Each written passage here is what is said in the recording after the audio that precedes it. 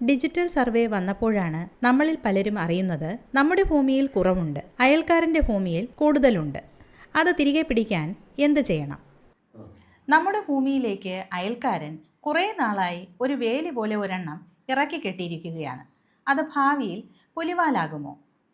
ഞാൻ വിദേശത്താണ്, വസ്തുവകകൾ നോക്കാൻ ആളില്ല, അയൽക്കാരൻ അതിരുകൾ നഷ്ടപ്പെടുത്തുന്നു. എന്താണ് പരിഹാരം? നമ്മുടെ അതിർത്തിയിലെ കല്ല് അയൽക്കാരൻ മാറ്റിയിട്ടു. ഇനി എന്ത് ചെയ്യണം? താലൂക്ക് സർവേയർ വന്ന് അതിർത്തി കല്ല് പുനഃസ്ഥാപിച്ചു. പക്ഷേ അയൽക്കാരൻ മതിൽ കെട്ടാൻ സമ്മതിക്കുന്നില്ല. എന്ത് ചെയ്യണം? ജില്ലാ കളക്ടർക്ക് പരാതി നൽകിയാൽ പരിഹാരം കിട്ടുമോ? RDOയ്ക്ക് പരാതി നൽകിയാൽ മതിയോ? അതോ ഡിജിറ്റൽ സർവേയിൽ പരാതി നൽകിയാൽ മതിയോ? ഇങ്ങനെ ഒരു കൂട്ടം ചോദ്യങ്ങളുടെ ഉത്തരവുമായാണ് ഇന്ന് ഞാൻ വന്നിരിക്കുന്നത്. This is legal prism, law made easy.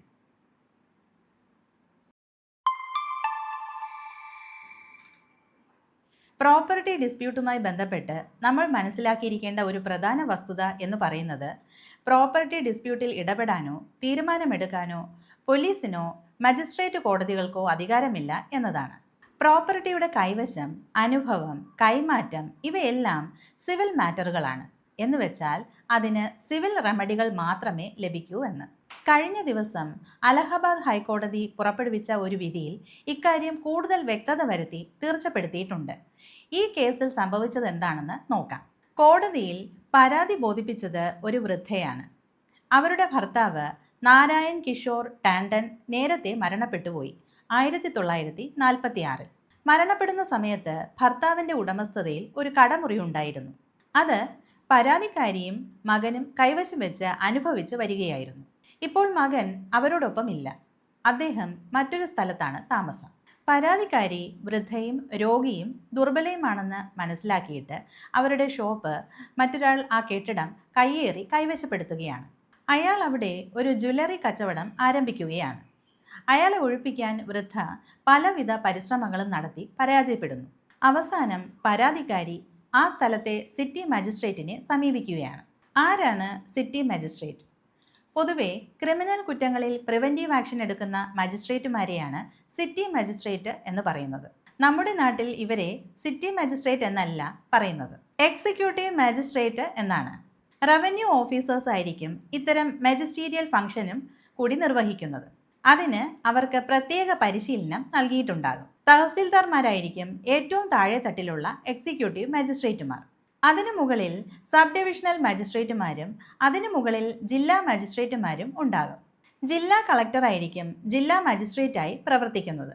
ഈ എക്സിക്യൂട്ടീവ് മജിസ്ട്രേറ്റുമാർക്ക് പ്രോപ്പർട്ടി ഡിസ്പ്യൂട്ട് ഉണ്ടായാൽ BNSS 164 പ്രകാരം പ്രിവെൻറ്റീവ് ആക്ഷൻ എടുക്കാൻ അധികാരം ഉണ്ടായിരിക്കും. ഒരു ലാൻഡിൻ്റെയോ വാട്ടർ കോഴ്സിൻ്റെയോ ഉപയോഗവുമായി ബന്ധപ്പെട്ട തർക്കം ഉണ്ടായാലാണ് എക്സിക്യൂട്ടീവ് മജിസ്ട്രേറ്റുമാർക്ക് ഇടപെടാൻ കഴിയുന്നത്. ഇവിടെ നമ്മുടെ കേസിൽ ഷോപ്പിൻ്റെ ഉടമസ്ഥത സംബന്ധിച്ച തർക്കം സിറ്റി മാജിസ്ട്രേറ്റിന് മുന്നിലെത്തുകയാണ്. ഇത്തരം പരാതികൾ ലഭിച്ചാൽ സാധാരണ ചെയ്യുന്നത് അതിലൊരു പോലീസ് റിപ്പോർട്ട് വാങ്ങുകയാണ്. ഇവിടെയും സിറ്റി മജിസ്ട്രേറ്റ് പോലീസ് റിപ്പോർട്ട് വാങ്ങുകയാണ്. ഈ പോലീസ് റിപ്പോർട്ടിൽ പറയുന്നത് ഷോപ്പ് പരാതിക്കാരിയുടെ വകയാണ്. എന്നാൽ അതിപ്പോൾ കൈവശം വെച്ചിരിക്കുന്നത് എതിർ കക്ഷികളാണ്. അവർ അവിടെ ഒരു ജ്വല്ലറി നടത്തുകയാണ്. പരാതിക്കാരി പറയുന്നു ഈ പ്രോപ്പർട്ടി ഡിസ്പ്യൂട്ടിൽ ഇരിക്കുകയാണ്, അതുകൊണ്ട് അത് അറ്റാച്ച് ചെയ്ത് റിസീവറെ ഏൽപ്പിക്കണം എന്ന്. എതിർ കക്ഷി പറയുന്നു ഈ കടമുറി യഥാർത്ഥത്തിൽ പരാതിക്കാരിയുടെ ഭർത്താവിന് ലഭിച്ചതിന് തെളിവില്ല, അത് പണ്ട് മറ്റൊരാളുടെ വകയായിരുന്നു, പരാതിക്കാരിയുടെ ഭർത്താവ് അവിടെ കയ്യേറി കൈവശപ്പെടുത്തിയിരിക്കുകയാണ് എന്ന്. ഈ പ്രോപ്പർട്ടിയിൽ അത് സംബന്ധിച്ച് മറ്റൊരു സിവിൽ കേസ് നിലവിലുള്ളതാണ് എന്ന്. സെക്ഷൻ 164 BNSSൽ എന്താണ് പറയുന്നത്? അവിടെ പറയുന്നത് ഒരു തർക്കം നിലനിൽക്കുന്ന പ്രോപ്പർട്ടി അറ്റാച്ച്മെൻറ്റ് നടത്താമെന്ന്, സിറ്റി മജിസ്ട്രേറ്റിന് നടത്താമെന്ന്. അങ്ങനെ അറ്റാച്ച് ചെയ്യുന്ന പ്രോപ്പർട്ടി റിസീവർഷിപ്പിൽ വയ്ക്കാമെന്നും പറയുന്നുണ്ട്. ഇതിനെ അടിസ്ഥാനമാക്കി ഈ കേസിൽ shop property city magistrate attach ചെയ്യുകയാണ്. സിറ്റി മജിസ്ട്രേറ്റ് നടത്തിയ ഈ അറ്റാച്ച്മെൻറ്റ് എതിർ കക്ഷികൾ റിവിഷൻ കോടതിയിൽ ചോദ്യം ചെയ്യുകയാണ്. അവിടെ റിവിഷൻ കോടതി പറഞ്ഞു സിവിൽ ഡിസ്പ്യൂട്ടിലിരിക്കുന്ന വസ്തുവിൽ ക്രിമിനൽ പ്രൊവിഷൻ ഉപയോഗിച്ച് ഉത്തരവിട്ടത് നിലനിൽക്കുന്നതല്ല, അത് സെറ്റ് അസൈഡ് ചെയ്യുന്നു എന്ന്. അതിനുശേഷമാണ് ഈ കേസ് ഹൈക്കോടതിയിൽ എത്തുന്നത്. അവിടെ ഹൈക്കോടതി പരിശോധിച്ചത് ഇനി പറയുന്ന ചോദ്യങ്ങളാണ്. 1. ക്രിമിനൽ നടപടി സംഹിതയിലെ സെക്ഷൻ 164 പ്രകാരം പ്രോപ്പർട്ടിയുടെ കൈവശം സ്ഥാപിച്ചു കൊടുക്കാൻ സാധിക്കുമോ? 2. ഒരു പ്രോപ്പർട്ടി ദീർഘകാലം കൈവശം വെച്ചിരിക്കുന്നയാളുടെ കൈവശം ഒരു ക്രിമിനൽ പ്രൊസീഡിങ്സിലൂടെ ഇല്ലാതാക്കാൻ കഴിയുമോ? 3. ഈ തർക്കം സിവിൽ നേച്ചറിൽ ഉള്ളതല്ലേ? എതിർകക്ഷി ഹൈക്കോടതിയിൽ വാദിച്ചത് പ്രോപ്പർട്ടിയുടെ പൊസഷൻ സംബന്ധിച്ച തർക്കം സിവിൽ നേച്ചറിൽ ഉള്ളതാണ്. അത് ക്രിമിനൽ നടപടിക്രമം അനുസരിച്ച് തീർച്ചപ്പെടുത്താനാകില്ല. മജിസ്ട്രേറ്റ് അധികാരപരിധിക്ക് പുറത്തുപോയി പ്രവർത്തിച്ചിരിക്കുന്നു. പൊസഷൻ തീരുമാനിക്കേണ്ടത് സിവിൽ കോടതിയുടെ അധികാരമാണ്. ക്രിമിനൽ നടപടി സംഹിതയിലെ സെക്ഷൻ 165ന്റെ ഉദ്ദേശ്യ ലക്ഷ്യം എന്താണെന്ന് വെച്ചാൽ പ്രോപ്പർട്ടിയുടെ സ്റ്റേറ്റസ് നിലനിർത്തുക മാത്രമാണ്. അവിടെ പൊസഷനോ ഉടമസ്ഥതയോ തീരുമാനിക്കാൻ സിറ്റി മാജിസ്ട്രേറ്റിന് കഴിയില്ല. ഇവിടെ ഹൈക്കോടതി ഇങ്ങനെ നിരീക്ഷിച്ചു: BNSSലെ സെക്ഷൻ 164ലെ ഉദ്ദേശ്യം ക്രമസമാധാന പാലനം മാത്രമാണ്. ഈ സെക്ഷൻ ഒരു പ്രോപ്പർട്ടിയുടെ ഉടമസ്ഥതയോ കൈവശസ്ഥിതിയോ തീർച്ചപ്പെടുത്താൻ പര്യാപ്തമല്ല. വളരെ നാളായി ഒരു പ്രോപ്പർട്ടി കൈവശം വെച്ചിരിക്കുന്ന ആളിൽ നിന്നും ഒരു ക്രിമിനൽ ഓർഡറിലൂടെ കൈവശം തിരികെ പിടിക്കാനാകില്ല. പ്രോപ്പർട്ടി ഡിസ്പ്യൂട്ടുകൾ പ്രഥമ ദൃഷ്ട്യാ തന്നെ സിവിൽ നേച്ചറിലുള്ളതാണ്. ക്രിമിനൽ ലോയുടെ പ്രഷർ സിവിൽ ഡിസ്പ്യൂട്ടിനുമേൽ പ്രയോഗിക്കാനാകില്ല. ദീർഘകാലമായി പ്രോപ്പർട്ടി കൈവശത്തിലുള്ളയാളെ സിവിൽ നിയമത്തിലെ ഡ്യൂ പ്രോസസ്സിലൂടെ അല്ലാതെ ഡിസ്പോസസ് ചെയ്യാനാകില്ല. ഇവിടെ പ്രോപ്പർട്ടിയിലേക്കുള്ള കടന്നുകയറ്റം ചെറുക്കാൻ നമുക്ക് ന്യായമായും സ്വയരക്ഷാവകാശം വിനിയോഗിക്കാം.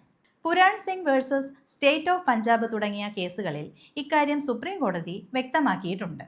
ഇത് പ്രകാരം ആരെങ്കിലും നമ്മളെ നമ്മുടെ പ്രോപ്പർട്ടിയിൽ നിന്നും ഇറക്കി വിടാനോ നമ്മുടെ പ്രോപ്പർട്ടിയുടെ അതിർത്തി കയ്യേറാനോ നമ്മുടെ വസ്തുവിൻ്റെ അതിർത്തി നശിപ്പിക്കാനോ ഒക്കെ ശ്രമിച്ചാൽ നമുക്ക് അവരെ തുരത്തി നമ്മുടെ വസ്തു സംരക്ഷിക്കാനുള്ള റൈറ്റ് ഓഫ് എക്സ്ക്ലൂഷൻ എന്ന അവകാശം വിനിയോഗിക്കാം. ഇത് പ്രൈവറ്റ് ഡിഫൻസായി അതിര് കവിയാതെ വിനിയോഗിക്കാം. പ്രൈവറ്റ് ഡിഫൻസ് എന്ന് പറഞ്ഞാൽ നമ്മുടെ പ്രോപ്പർട്ടിയുടെ പൊസഷൻ രക്ഷിക്കാൻ ആവശ്യമായ മിനിമം ഫോഴ്സ് പുറത്തെടുക്കാം. നമ്മൾ പ്രയോഗിക്കുന്ന ശക്തി അതിര് കടക്കാതിരിക്കാൻ ശ്രദ്ധിക്കണം. ചെറുത്തു നിൽക്കാം. ആ ചെറുത്തു നിൽപ്പ് അതിര് കടക്കാൻ പാടില്ല. ഞാൻ പറയുന്നത് മനസ്സിലാകുന്നുണ്ടല്ലോ അല്ലേ?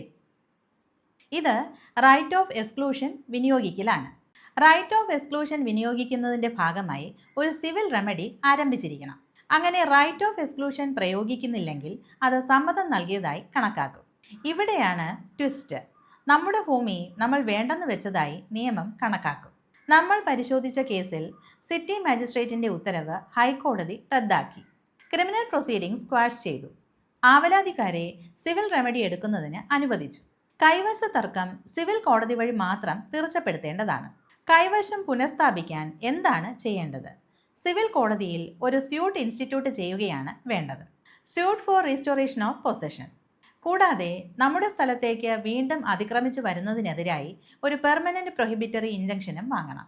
ഉടമസ്ഥത സംബന്ധിച്ച തർക്കമുണ്ടെങ്കിൽ ടൈറ്റിൽ ഡിക്ലെയർ ചെയ്ത് കിട്ടാനും അപേക്ഷ നൽകണം. ഇതിനൊക്കെ വലിയ കാലതാമസം വരില്ലേ? ഇല്ല. ഇവിടെയാണ് ആരും പറഞ്ഞു തരാത്ത രഹസ്യം. ഇവിടെ ക്വിക്ക് റിലീഫിനുള്ള ഒരു അവസരം കാത്തിരിക്കുന്നുണ്ട്. നമ്മുടെ പൊസിഷൻ നഷ്ടമായി എത്രയും വേഗം സിവിൽ സ്യൂട്ട് ഫയൽ ചെയ്യണം. സമയനഷ്ടം വരാതെ ഇമ്മീഡിയറ്റ് ആയി ചെയ്യണം.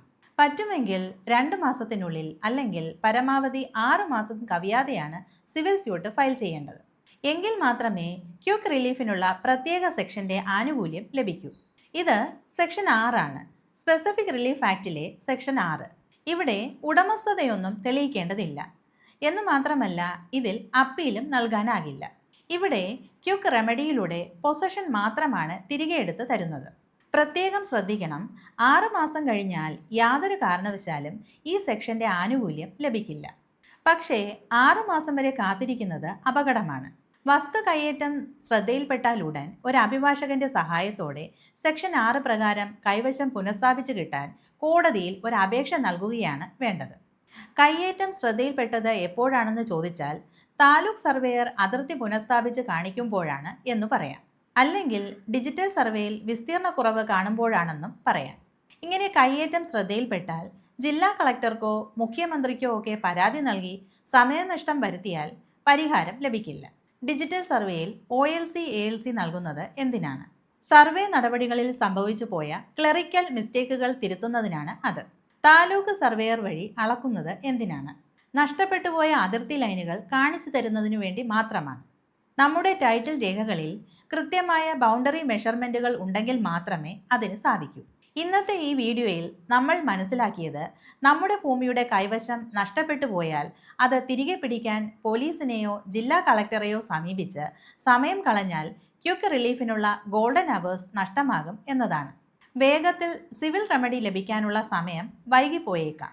അങ്ങനെ സമയം വൈകി സിവിൽ കേസ് ഫയൽ ചെയ്യുന്നത് കൊണ്ടാണ് നമ്മുടെ നാട്ടിൽ വളരെ വർഷം സിവിൽ കേസുമായി ആളുകൾ നടക്കുന്നത്. സെക്ഷൻ 6-ലെ ക്വിക്ക് റെമഡിയെക്കുറിച്ച് സാധാരണക്കാർക്ക് അറിവില്ലാത്തതുകൊണ്ട്. നമ്മുടെ നാട്ടിൽ ഭൂമിയുടെ അതിർത്തി സംരക്ഷണം ചെലവേറിയതാണ്. അതിൽ വിട്ടുവീഴ്ച പാടില്ല. മറ്റൊരു വിഷയവുമായി ഉടൻ വരാം. Thank you. This is legal prism, law may DC.